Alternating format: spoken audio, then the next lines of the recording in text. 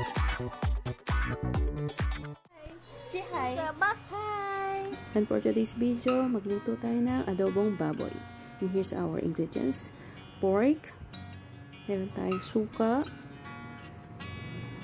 Toyo. Sprite, or you can use 7-Up. Garlic.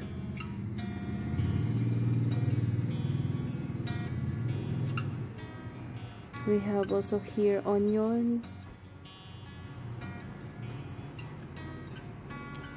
bay leaf,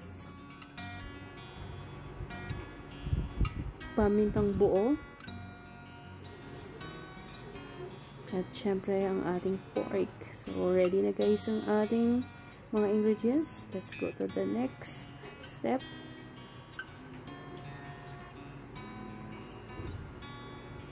Ayan, kailangan initin muna natin ang kawali. Ilagay natin ang baboy. Hindi tayo maglalagay ng oil. Lulutuin natin siya sa kanyang sariling mantika. Ayan, lumalabas na ang kanyang mantika.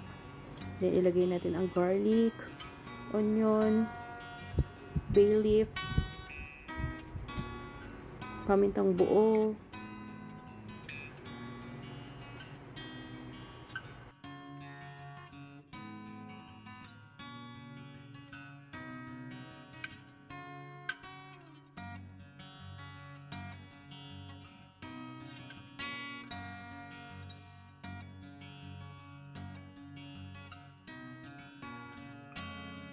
next, ilagay natin ang suka.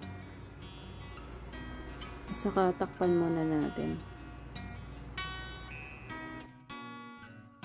Next, ilagay ang toyo.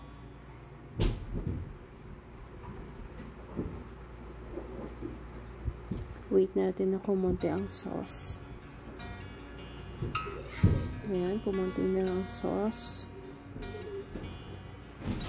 And then, ilagay natin ang Sprite para maging masarap ang ating adobo.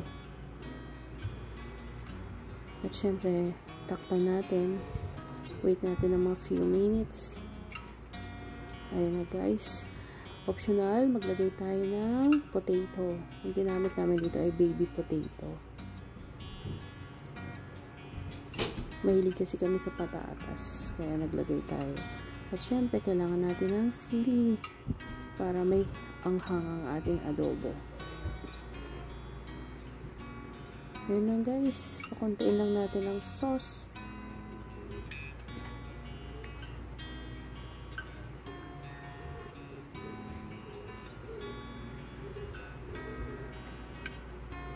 Ayan. Ready na yan. Luto na siya. Ayan ang ating adobong baboy. Let's eat!